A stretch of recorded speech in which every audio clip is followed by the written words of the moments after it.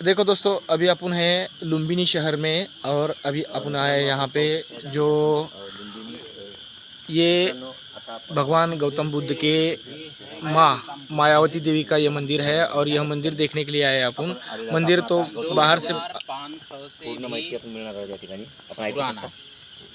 2500 साल पहले गौतम बुद्ध का जन्म इस जगह पे हुआ था। तो गौतम बुद्ध जन्म लेने से पहले ये जगह से कहते थे लुम्बिनी साल वन कहकर, ठीक है। साल वन का एक फुलवारी था, एक बगीचा था। तो ये लुम्बिनी किसने बनाया और किसके लिए बनाया, पहले इसके बारे में हम जानकारी लें, ठीक है।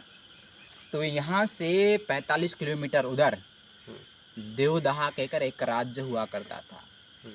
और देवदहा में अंजन महाराजा राज्य करते थे। उसके बाद में यहाँ से उस साइड पे 27 किलोमीटर दूर कपिलवस्तु नाम का एक राज्य था। तो कपिलवस्तु में शुद्धोदन महाराजा राज्य करते थे, ठीक है। यहाँ से 45 किलोमीटर उधर देवदहा राज्य था। तो अंजन महाराजा का एक महारानी हुआ करते थे, उनका नाम है लुम्बिनी महारानी। और एक दिन लुम्बिनी महारानी घूमने के लिए, टहलने के लिए इधर आई। तो बहुत ज़्यादा सुंदर एक बगीचा उन्होंने देखा। बगीचा बहुत ही ज़्यादा सुंदर था, इसलिए रानी मोहित हो गई। मोहित होकर फिर से अपने राज दरबार में देवदहा में जाकर बिना खाना खाए, बिना पानी पिए उदास हुए बैठे हुए थे। तो महाराजा ने पूछा क्यों उदास हुई हो कहकर। तो महारानी ने कहा वो बगीचा चाहे जैसे मुझे चाहिए कहकर। अब महाराजा ने खोजा वो बगीचा किसका है। खोजने पे पता चला एक सेठ का बगीचा है। तो सेठ से मिलकर महाराजा अंजन महाराजा ने और बगीचा किनने के लिए बहुत ज़्यादा प्रयास किया। एक एक सोना चांदी दुनियादारी दे रहे हैं, पर सेठ नहीं माना, किसी कीमत पे बेचने के लिए तैयार नहीं है। अब क्या करें, महारानी का इच्छा भी पूरा करना चाहिए। इसलिए महाराजा ने क्या किया, हम अभी जो खड़ा है ना इस जगह पे, बहुत ही पुराना एक जंगल हुआ करता था उस समय में। महाराजा ने वो जंगल काट के वो बगीचा से भी ज़्यादा बहुत सुंदर एक बगीचा का निर्माण किया, लुम्बिनी सालवन का निर्माण किया। लुम्बिनी का अर्थ ही है बहुत ज़्यादा सुंदर, बहुत ही ज़्यादा खूबसूरत, विचित्र, लुम्बिनी का अर्थ है। अब लुम्बिनी महारानी बहुत ही ज़्यादा सुंदर हुआ करते थे, इसलिए उनका नाम पड़ा था लुम्बिनी महारानी। लुम्बिनी महारानी के जैसे ये लुम्बिनी भी बहुत ही ज़्यादा सुंदर है, इसलिए लुम्बिनी महारानी के नाम से ही लुम्बिनी साल वन कहकर इस जगह का नाम पड़ गया, ठीक है। तो उस समय में अंजन महाराजा का और लुम्बिनी महारानी का 2 बेटियां हुआ करते थे। पहला का नाम है महामाया देवी और दूसरा का नाम है महाप्रजापति गौतमी। तो कपिलवस्तु को महाराजा शुद्धोदन महाराजा ने दोनों से शादी कर लिया, ठीक है। तो उस समय में हमारे गौतम बुद्ध कहाँ पे थे, तुषित नाम का देवता लोक में देवता राजा होकर राज्य करते थे। तो 10,000 लोग धातु का पूरा देवी देवता लोग, ब्रह्मा लोग जाकर उनके पास निवेदन करे, हे महावीर, बुद्ध होने का समय आ गया है। आप ये मनुष्य लोक में जन्म लेकर सम्मा संबुद्ध होकर हमें भी और सभी प्रजा लोगों को भी दुख से मुक्त करवाइए कहकर। एक बार में उन्होंने मान लिया, नहीं माना। पहले उन्होंने 5 तीर देखा, ठीक है। कालं दीपंच देशंच कुलं मात्र में बचे एते पंच विलोकित्वा उपजन्ति तथागता। हमारे तथागत गौतम बुद्ध ने 5 चीज़ देखकर ही अपने माँ के पेट में जन्मे थे। और 5 चीज़ क्या है, कालं का मतलब समय, हर समय में बुद्ध लोग नहीं जन्म लेते हैं। मनुष्य का परम आयु 100 से ऊपर होना चाहिए, 100 से नीचे है तो कभी भी नहीं जन्मेंगे। और 1,00,000 बरस से ऊपर नहीं होना चाहिए, 1,00,000 बरस से नीचे, 100 बरस से ऊपर। वही समय में सिर्फ बुद्ध लोग जन्म लेते हैं। तो उस समय में मनुष्य का परम आयुष 120 था, ठीक है, समय में योग्य है। दीपांक मतलब देश, कौन सा देश सर्वश्रेष्ठ है जन्म लेने के लिए? तो उस समय में इंडिया, नेपाल, पाकिस्तान, भूटान, बांग्लादेश से सभी एक ही राज्य हुआ करता था, जम्बू द्वीप कहकर, ठीक है। तो जम्बू द्वीप ही सर्वश्रेष्ठ देश है, उन्होंने देखा और चूज किया जन्म लेने के लिए, वो भी हो गया। उसके बाद में देश, पाली भाषा में देश से कहते हैं जगह, ठीक है। कौन सा जगह सबसे पवित्र है, सबसे श्रेष्ठ है?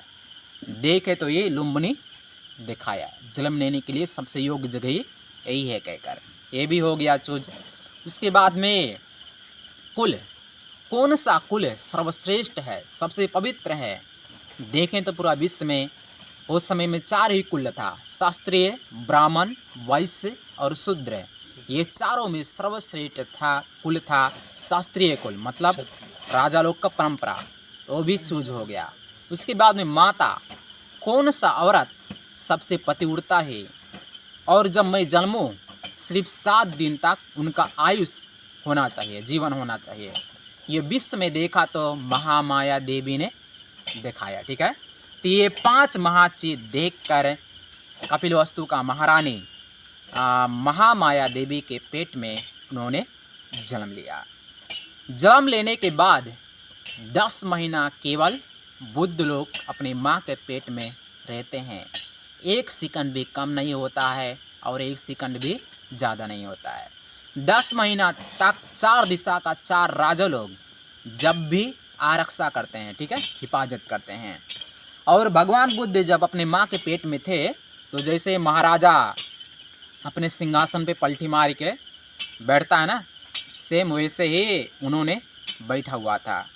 उसके बाद में माँ को बेटा दिखाई देता है, बेटे को माँ दिखाई देती है, ये अचंभ होने वाला कारण है। और बातचीत भी पेट में करते हैं।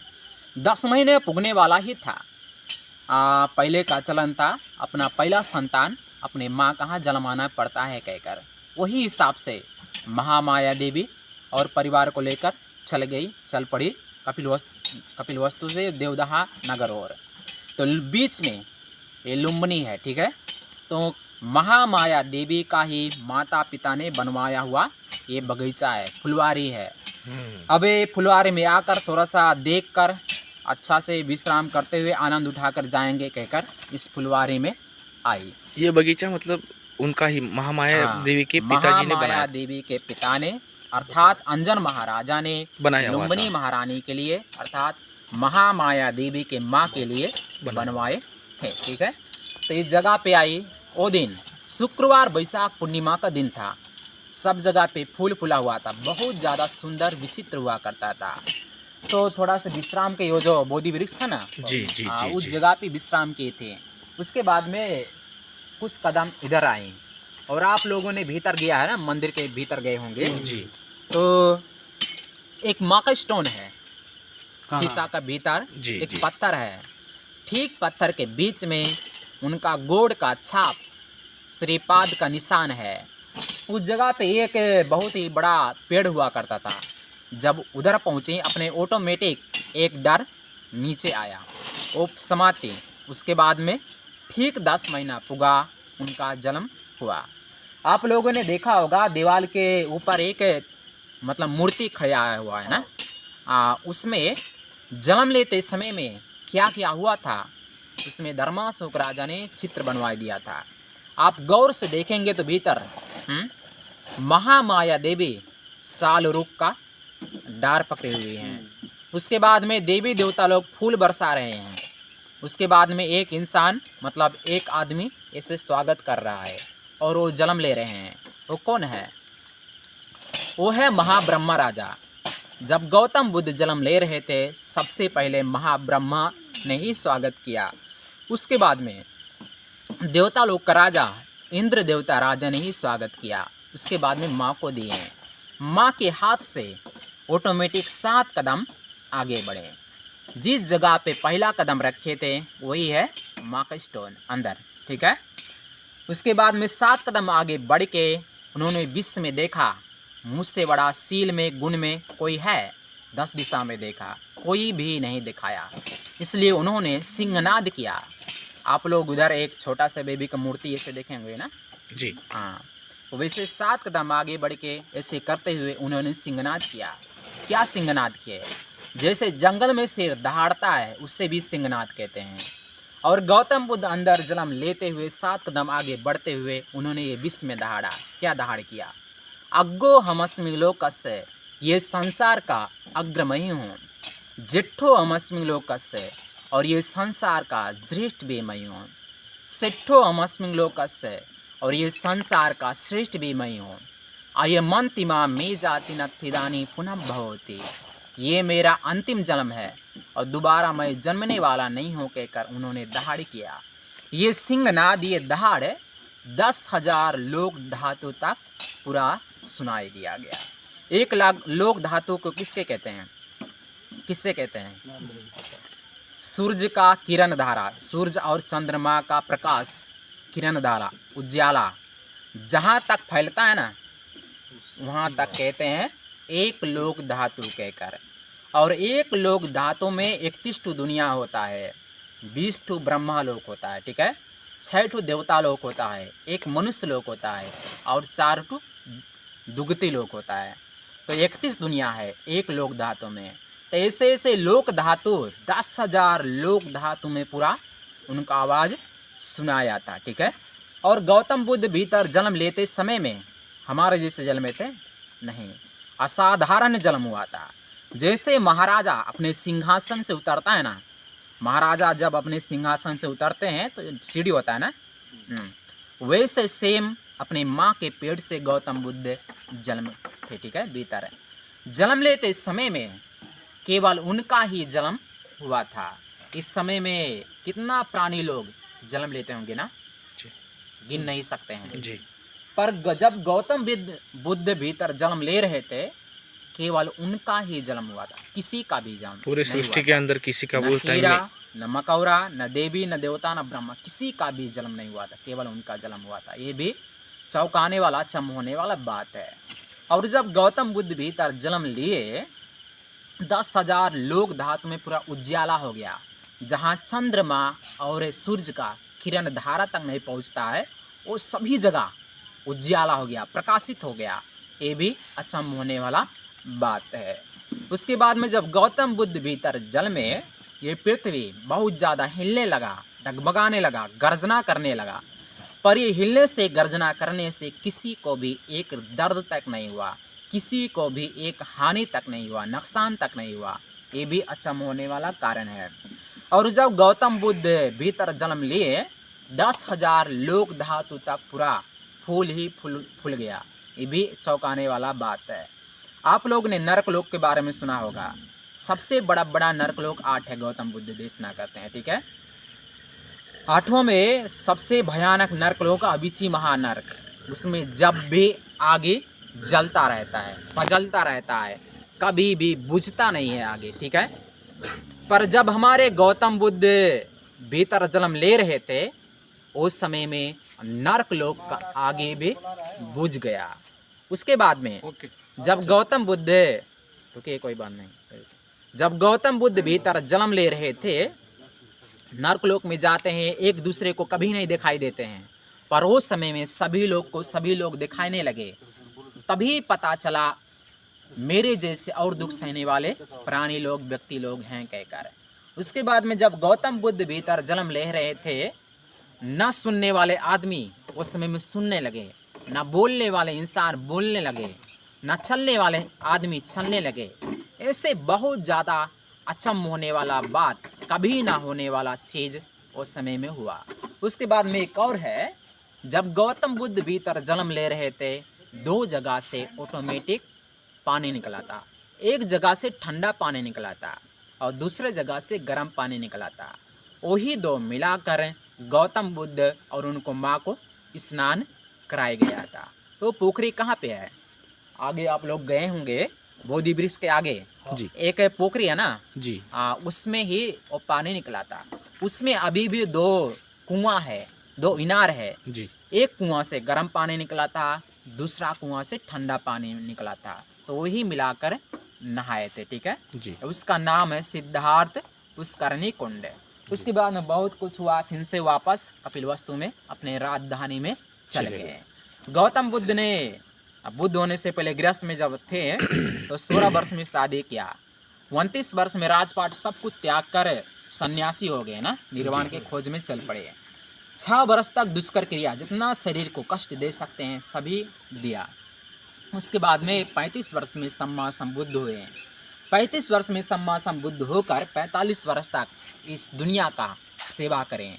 इसके बाद में 80 वर्ष में कुशीनगर में महापरिनिर्वाण हो गए। महापरिनिर्वाण के बाद 200 साल बाद जब धर्माशोक राजा का समय आया, तो पहले चंडाशोक थे धर्माशोक राजा, उनके जैसे सूरवीर राजा नहीं जन्मे थे जम्बूद्वीप में, बहुत ज़्यादा बुद्धिमान थे, पर अच्छा गुरु लोग का आश्रय नहीं मिला था, इसलिए धर्म रास्ते पे नहीं चल पड़े थे, ठीक है अंधकार में ही थे।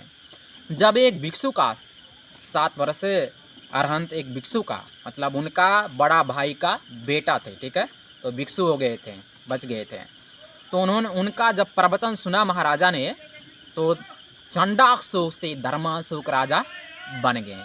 धर्माशोक राजा बनने के बाद जब 20 वर्ष पुगा तो उन्होंने इधर आकर उन्होंने उस समय में जब मूर्ति था, वो रुख था ना पेड़ जिसके नीचे जल में थे, वो पेड़ का दर्शन करें, ठीक है उसके वो पेड़ वैसे का वैसे था। उसके बाद में पहला कदम जहाँ रखे थे वो भी वैसे ही था, वो भी देखें। उसके बाद में पुराने गांव वालन के बारे में, गांव वालन से उसके बारे में पूछें, वही जगह पे है। उसके बाद में उनके साथ एक अरहंत भिक्षु लोग एक आए थे, भूत भविष्य वर्तमान देख सकते हैं ध्यान में जाकर, उन्होंने भी देखा वही एग्जैक्ट वही जगह है। बहुत ज़्यादा महाराजा प्रसन्न हुए। उसके बाद में 84,000 मंदिर में एक मंदिर गौतम बुद्ध का इधर भी बनवाए दिए। आप लोग भीतर गए होंगे, एक एक ईट को है ना, बड़ी बड़ी ईंटों का पहले है, मंदिर वाला का है ये मंदिर बनाकर 28 साल जैसे होगा, तो पुराना मंदिर वही था, ठीक है जी। उसके बाद में उन्होंने बहुत ज़्यादा इधर स्तूपा बनवा दिए, मतलब भिक्षु लोग, मेरे जैसे भिक्षु लोग को रहने के लिए बहुत ज़्यादा कोठा बनवा दिए, बहुत ज़्यादा योगदान दिए। उसके बाद में उन्होंने सोचा भविष्य में कोई कह सकता है गौतम बुद्ध का जन्म इधर नहीं हुआ कहकर, एक एक आदमी कह सकते हैं हमारे कहाँ हुआ, दूसरा कह सकता नहीं तुम्हारे के नहीं हमारे कहाँ हुआ है। इसलिए धर्माशोक राजा ने चुनाड़गढ़ के कर एक जगह है वाराणसी से थोड़ा दूर है, वहाँ से पर्वत कटवा के ऐसे अशोक स्तंभ बनवा के इधर लाए, ठीक है ला कर गड़वा दिए, गड़वा कर उसमें एक चिट्ठी लिख दिए हैं शिलालेख, उसमें लिखा हुआ है, धर्माशोक राजा लिख रहे हैं, मैं महाराजा बन के जब मतलब 20 वर्ष पुगा मैं इधर आया, इधर ही तथागत गौतम बुद्ध का जन्म हुआ है और मैं वंदना मान किया, बहुत ज़्यादा प्रसन्न हुआ।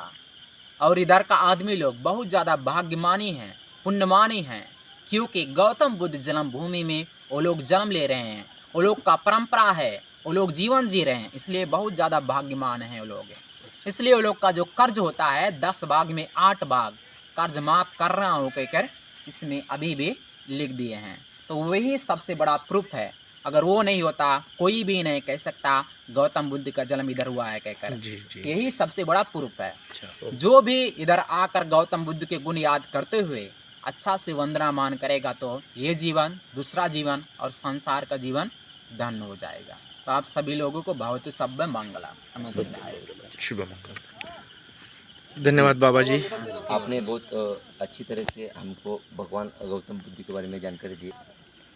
बाबा जी आपने जिस तरह हमें और पूरी दुनिया को जिस तरह जानकारी दी है, खुद लुम्बिनी शहर के ये माता जी के मंदिर में आपने जिस तरह जानकारी दी है, आशा करता हूँ कि सब लोगों को यह जानकारी बहुत पसंद आएगी। और एक बात है जी, जो मैंने कहा है जी वो सब त्रिपिटक में आश्चर्य अद्भुत धम्म के सूत्र है, ठीक है आप लोग नेट में जाकर देख सकते हैं गौतम बुद्ध जन्म लेने पे क्या क्या होता है, वो सभी बात गौतम बुद्ध ने आश्चर्य अद्भुत धम्म नाम का सूत्र में बताया हुआ है जी। बहुत बहुत धन्यवाद बाबा जी आपका, और आशा करता हूँ आगे चलकर भी ये जो भगवान गौतम बुद्ध के जीवन कहानी है सब लोगों को आप ऐसे ही दया से बताएंगे। बहुत बहुत धन्यवाद। तो दोस्तों यह जानकारी आपको कैसी लगी, आशा करता हूँ आपको बहुत पसंद आई होगी। और आगे चलकर अगर आपको वीडियो अच्छा लगता है तो लाइक कर देना और आपके दोस्तों को शेयर कर देना।